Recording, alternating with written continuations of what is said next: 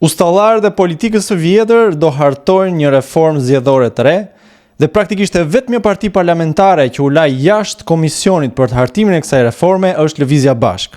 Pas shumë zhurme se në këtë reformë do të përfshiheshin edhe partitë e reja, rezultati është ky. Përveç PS-s dhe PD-s, në këtë komision do përfaqësohen edhe partia e Fatmir Mediut dhe Ilir Metës, që praktikisht nuk do ishin në parlament, po të mos ishin listat e PD-s, do përfaqësohen edhe zgjatimet e dy partive kryesore. Partia Tom Doshit si zgjatim i PS-s dhe partia Gron Shehajt si zgjatimi i PD-s. Pra praktikisht e vetmja parti parlamentare që mund të përfaqësohej në këtë komision dhe është përjashtuar është Lëvizja Bashkë.